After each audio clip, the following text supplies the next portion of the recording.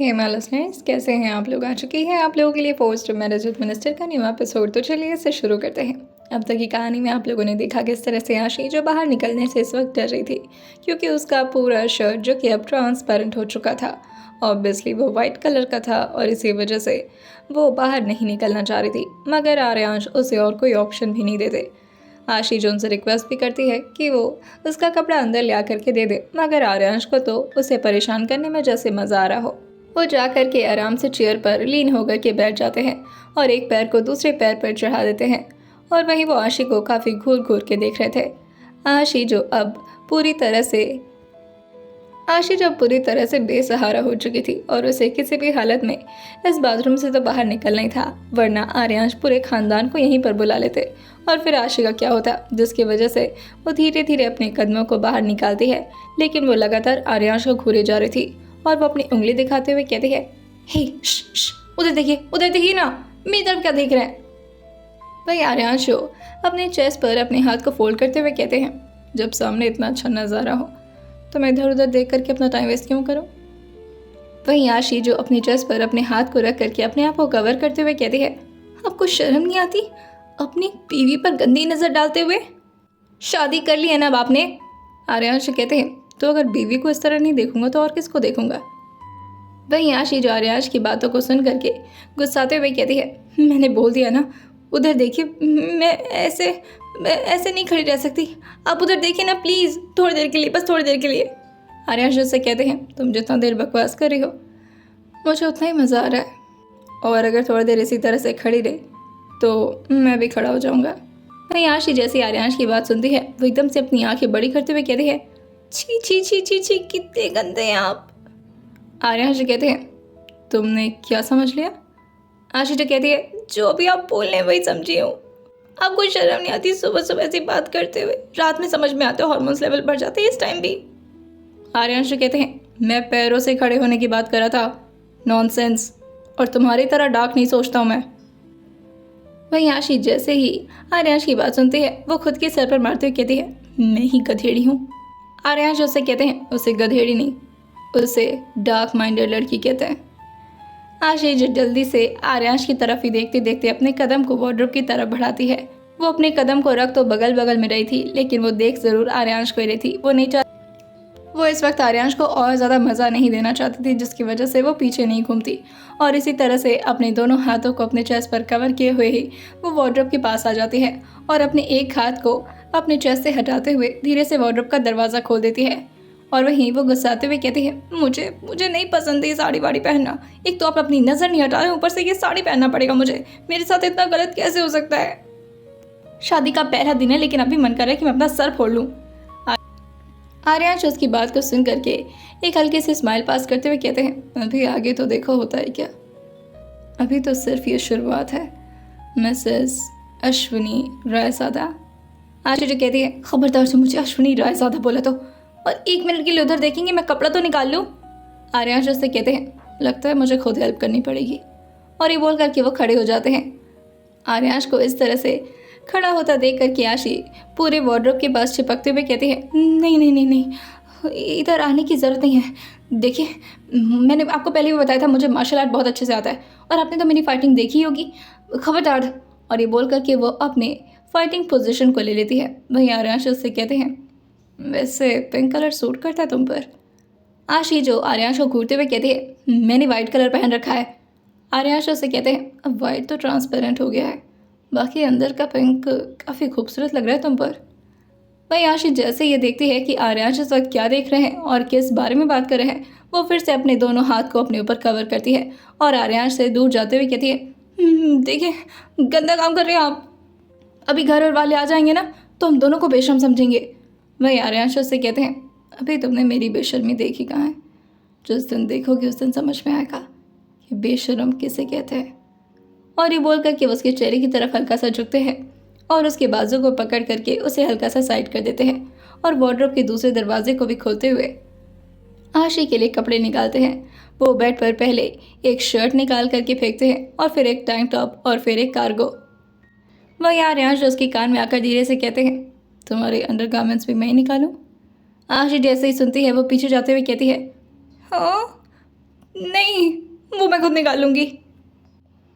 और ये बोलकर कि वो पीछे की तरफ झुकने लगती है और वो झुकते झुकते थोड़ा डिसबैलेंस हो जाती है। उसके पैर अभी लड़खड़ाते, लेकिन तभी आर्यांश उसको कमर से पकड़ते हुए कहते हैं, जब तक मैं हूँ तो मैं गिरने नहीं दूंगा। आशी जो कहती है, मैं खुद को संभालने के लिए काफ़ी हूँ, हटी यहाँ से। और ये बोल करके वो अपने एक हाथ को उनके चेस्ट पर रखती है और उन्हें ज़ोर से धक्का दे देती है। धक्का देने से ज़्यादा तो फ़र्क पड़ा नहीं था, मगर फिर भी वो उसे हंसते हुए देख कर कहते हैं, अब जल्दी चेंज करो। और हाँ, अब जल्दी चेंज करो। आशी जो बेड पर पड़े कपड़े को देखती है तो वह एकदम से खुश होते हुए, एक्साइटेड होते हुए कहती है, ये तो मेरा फेवरेट है, टैंक टॉप, शर्ट और कार्गो। आर्यांश से कहते हैं आशी जो कहती है, ये कल तो नहीं था, कल तो सारी साड़ियाँ भर रखी थी इसमें। और फिर वो भी घूम करके जैसे वार्डरोब के अंदर देखती है तो उसके अंदर साड़ियाँ नहीं, अब वैसे ही कपड़े थे जैसे कि आशी को पसंद थे। ये देख कर आशी एकदम से हैरान होते हुए कहती है, कल रात तो ये वार्डरोब बिल्कुल अलग था, इस टाइम तो कुछ अलग ही दिख रहा है। आर्यांश उसे देखते हुए कहते हैं, वैसे मुझे भी बहुत कुछ दिख रहा है, जल्दी कपड़े पहन लो वरना मेरा दिमाग खराब हो जाएगा। वही आशी तुरंत ही आर्यांश को घूरती है और फिर उनसे कहती है, आप जाएंगे बाहर। आर्यांश कहते हैं, मैं रूम में तब तक रहूँगा जब तक तुम मेरे साथ रूम से बाहर नहीं निकल जाती, तो जा करके बाथरूम में चेंज करो। आशी जो उनसे गुस्साते हुए कहती है, मैं कभी बाथरूम में कपड़े नहीं चेंज करती थी, मुझे अकेला रूम चाहिए, इतने बड़े मेंशन में मैं दूसरा रूम ढूंढ लूँगी, आपके साथ तो बिल्कुल नहीं रहूँगी। और ये बोल करके वो अपने सारे कपड़े को ले जाती है और वही बाथरूम के अंदर जल्दी से घुस जाती है। आर्यांश जो हल्का सा मुस्कुराते हैं और वहीं बाथरूम के दरवाजे की तरफ देखने लगते हैं। वहीं आशी जो अब 5 मिनट बाद बाथरूम से बाहर निकलती है और वो जैसे ही गेट खोली थी, आर्यांश उसे देखते हुए कहते हैं, तुम इन्हीं कपड़ों में ज़्यादा अच्छी लगती हो। आशी जो बाहर आती है और पूरे टेंशन में अपने शर्ट के स्लीव्स को ऊपर फोल्ड करते हुए कहते हैं, लग रहा है ना मुझे कि मैं अश्विनी राठौर हूँ। अभी तक तो ऐसा लग रहा था जैसे मेरी सांस ही अटकी हो। हाय, मेरे कपड़े कितने अच्छे लगते हैं मुझे, ऐसे कपड़े। आपको पता है ऐसे कपड़े मेरे फेवरेट है। और फिर आशी अपने बाल को अपने हाथों से सेट करते हुए कहती है, चले नीचे, मुझे बहुत भूख लग रही है। आर्यांश उससे कहते हैं, ऐसे ही चलना है। आशी जो कहती है, नहीं तो क्या करना है, अभी तो कपड़े पहन लिए ना। आर्यांश उससे कहते हैं, तुम और कुछ यूज़ नहीं करती, like something, cream, lipstick, lip balm, कुछ भी। आशी जो कहती है, अरे नहीं, मैं नेचुरली बहुत सही हूँ, मैं अपने मुंह पर जो पड़ा हुआ क्रीम रहता है ना, कभी कभी वो बहुत लिया करती थी, अदरवाइज मैं ऐसे ही ठीक हूँ। और किसको शक्ल दिखा करके इम्प्रेस करना है मुझे, आप जैसा हीरो बंदा तो मेरा वैसे भी हो चुका है, और हो नहीं चुका है, एक्चुअली लट्टू हो चुका है। क्यों, है ना मिस्टर आर्यांश आज़ादा जी। आर्यांश उसे देखकर कहते हैं, तुम्हें लगता है कि मैं तुम पर लट्टू हूँ? हाँ, इतनी भी अच्छी नहीं लगती हो तुम। वही आशी जो कहती है, ओहो हो, अगर इतनी अच्छी नहीं लग रही थी तो फिर शादी क्यों की, और कल रात। आर्यांश उसे कहते हैं, ये बार बार कल रात क्या कर रही हो, जो भी किया था तुमने खुद किया था। आशी जो कहती है, हाँ तो मैंने किया था तो मैं तो मान रही हूँ, आप तो मान भी नहीं पा रहे। आर्यांश उसे कहते हैं, मतलब मैं भी तुम्हें पसंद आ चुका हूँ।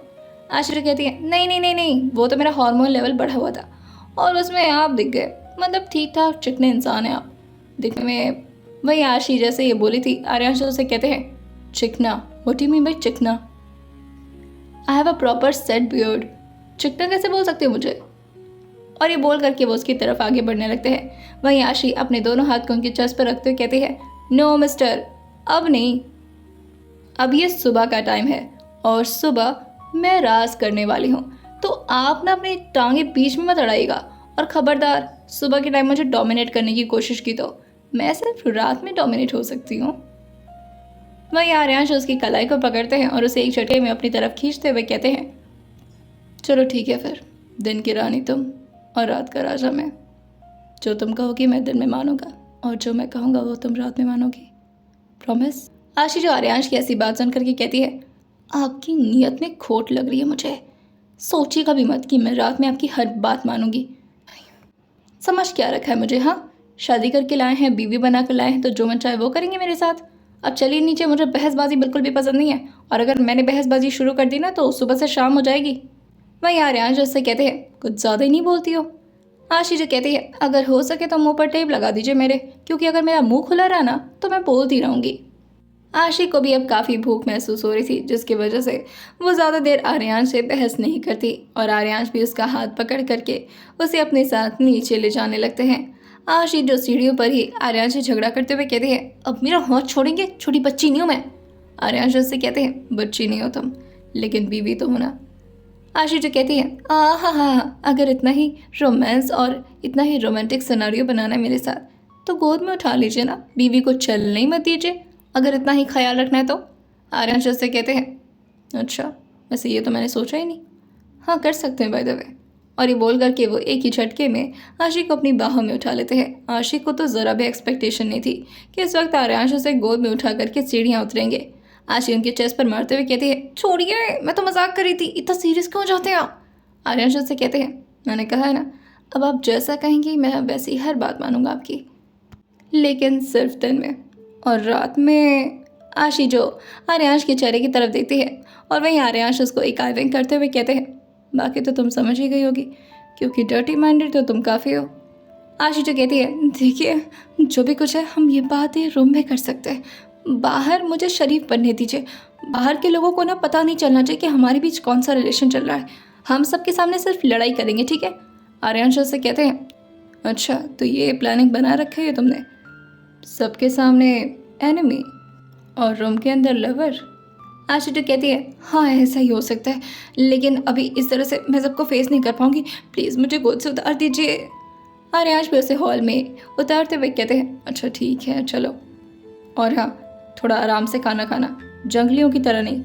आशी तो कहती है जंगलियों में, और ये बोल करके वो अपने दांत पीस करके आर्यांश को ही घूरते हुए चलने लगती है। आर्यांश उससे कहते हैं जिस हिसाब से तुम सोती हो उस हिसाब से कहना गलत नहीं हुआ कि तुम जंगली हो। आशी तो कहती है बहुत हुआ मेरी इंसल्ट, अगर आप मेरे लिए दूसरा बेड नहीं मंगा सकते तो कोई बात नहीं, मैं दूसरा रूम ढूंढ लूंगी अपने लिए, लेकिन आपके साथ तो सोऊंगी नहीं।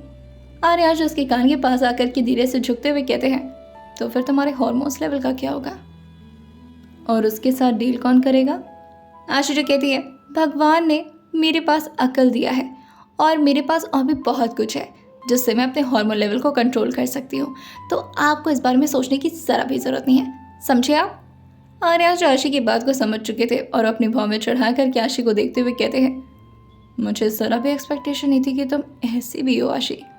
आशी तो कहती है कैसी हो। आर्यांश कहते हैं मतलब खुद को सेटिस्फाई करना आता है तुम्हें।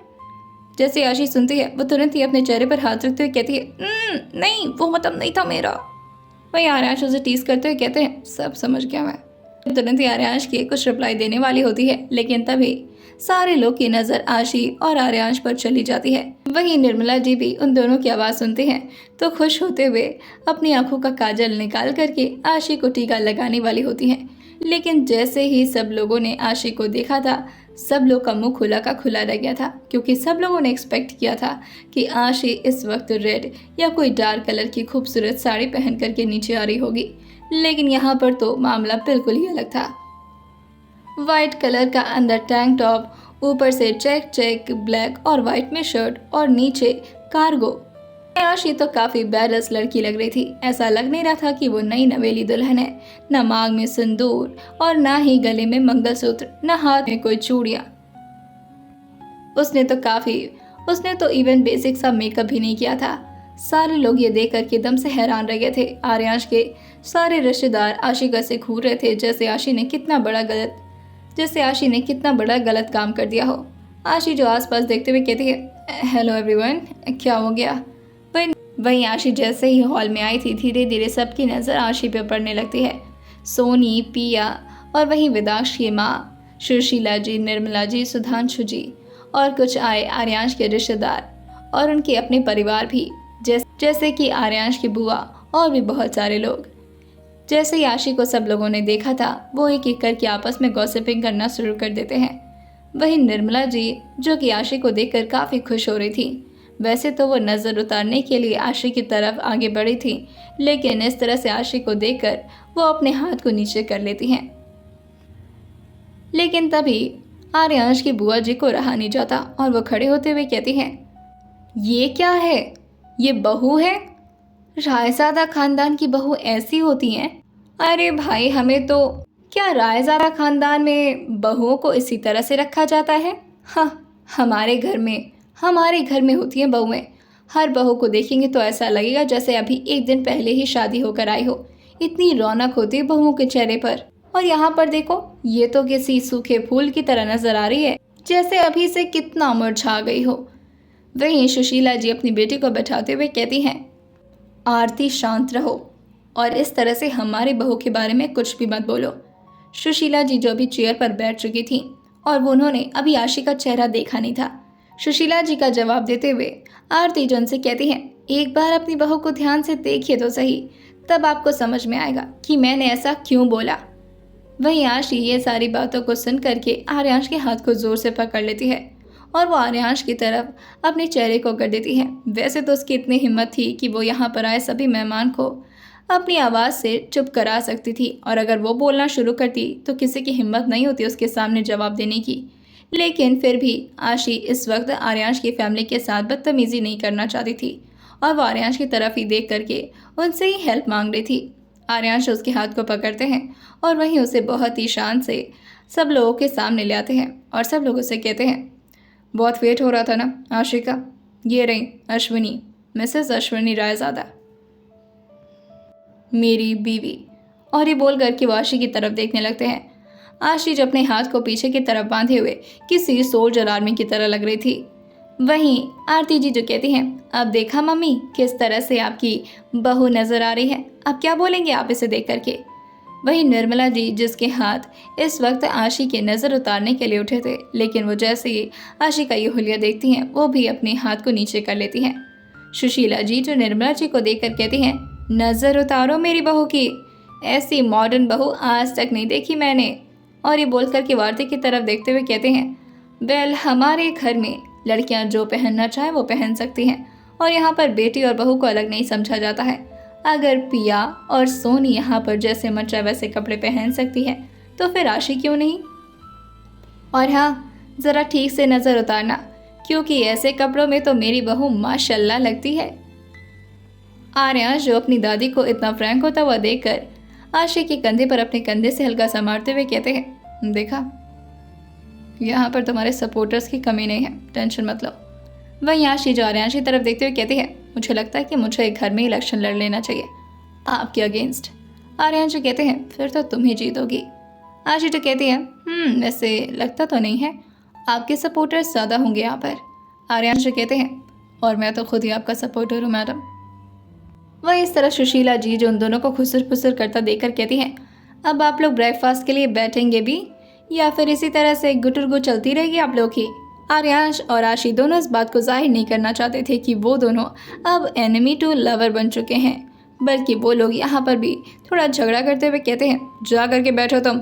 जो उनकी टोन को अचानक से इस तरह सुनती है तो वो भी, हाँ हाँ बैठ रही हूँ, आप भी जा करके बैठिए। और ये बोल करके वो अपने लिए खुद ही चेयर खिसकाती है और आकर के आराम से बैठ जाती है। वहीं सामने जो विदाक्ष अपनी उंगलियों का इशारा करते हुए आशी को देकर कहता है, बहुत ही ज़्यादा मस्त लग रही हो आशी। जैसे उसने इतना बोला था, आर्यांश अपने गले को क्लियर करते हैं। जैसे उन्होंने अपना गला क्लियर किया था, विदाक्ष अपने स्टेटमेंट को पूरी तरह से बदलते हुए अपने हाथ को जोड़ते हुए कहता है, बहुत ही अच्छी लग रही हैं भाभी जी। और फिर वो आर्यांश की तरफ देखते हुए कहता है, अब ठीक है भाई। आर्यांश कहते हैं, तुम्हारा तो अलग क्लास लेना है ना, मुझे मीटिंग हॉल में मिलना, तुम वहाँ बात करता हूँ तुमसे। विदाक्ष कहता है, भाई कल रात गई बात गई, मैंने भी किसी को कुछ नहीं बताया था। आर्यांश से कहते हैं, चुप रहो, यहाँ पर और भी बहुत सारे लोग हैं और इस बारे में बकवास करने की ज़रूरत नहीं है। विदाक्ष कहता है, तौबा तौबा, मुझे अपना मुंह थोड़ी ना तोड़वाना है आपसे। वहीं आरती जी लगातार आशी को घूरे ही जा रही थी, जैसे वो इस वक्त आशी को कितना जलील करने के मूड में हो। सबके प्लेट में अब धीरे धीरे ब्रेकफास्ट दे दिया जाता है। वहीं आर्यांश जो सबसे सादा भोजन करते थे, भोजन तो छोड़ो, वो तो सिर्फ सैलेड पर ही रहा करते थे। उन्हें सैलेड या मिक्स फ्रूट या फिर सिर्फ जूस से ही काम चलाना होता था। वहीं आशी को भी काफ़ी अच्छा ब्रेकफास्ट मिलता है। आरती जी जो उसे देखते हुए कहती हैं, वैसे मैंने सुना है कि तुम्हारे खानदान में कोई बड़े आदमी वाली बात तो थी नहीं, तो फिर इतने बड़े घर में रिश्ता कैसे आ गया तुम्हारा।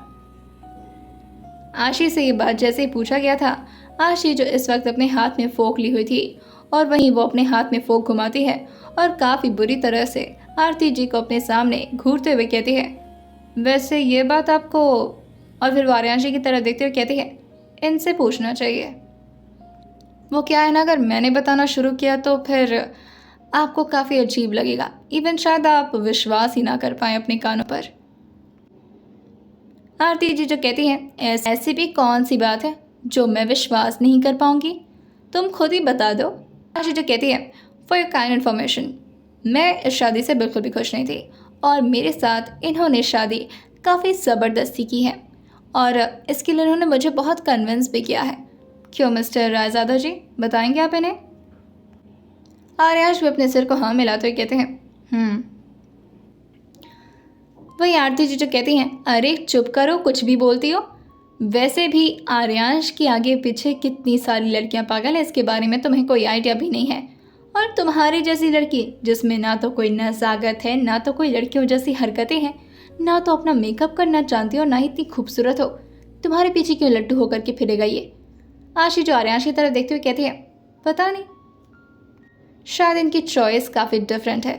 लेकिन हाँ, मैं ये बात तो कहना चाहूँगी कि चाहे इंसान जैसे भी हों, लेकिन चॉइस काफ़ी स्टैंडर्ड रखते हैं। ये बात सुन करके आर्यांश के सारे फैमिली मेम्बर्स एकदम से खुश हो जाते हैं। वही सुशीला जी जो कहती हैं, तुम्हारे मुंह में घी शक्कर बेटा, जब मैंने भी तुम्हें फर्स्ट टाइम देखा था तो बिल्कुल ऐसा ही महसूस किया था कि आर्यांश की पसंद तो सच में बहुत यूनिक है और मुझे ना वो घर की चुपचाप रहने वाली बहू बिल्कुल भी पसंद नहीं है। मैं तो चाहती थी कि कोई एकदम टशन वाली लड़की आए जो कि आर्यांश के बराबरी कर सके। आशी जो आर्यांश की तरफ देखते हुए कहती है, बराबरी? मैं तो आपके ऊपर हूँ। और ये बोल करके वो हल्का सा स्माइल कर देती है और उसके स्माइल में इस वक्त उसका एटीट्यूड साफ झलक रहा था।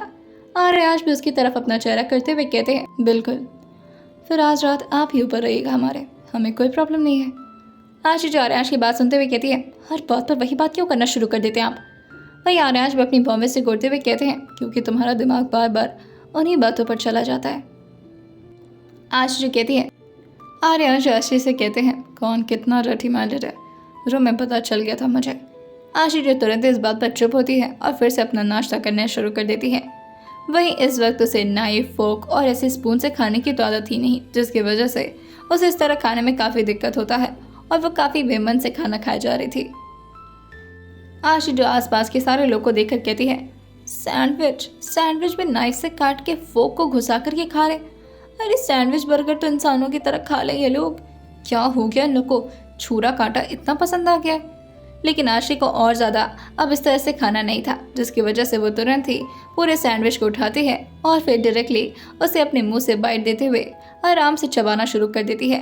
वहीं आसपास के सारे लोग जो कि रह करके आशी को नोटिस कर रहे थे, इस तरह से उसे सैंडविच खाता देख कर थोड़ा हंसने लगते हैं।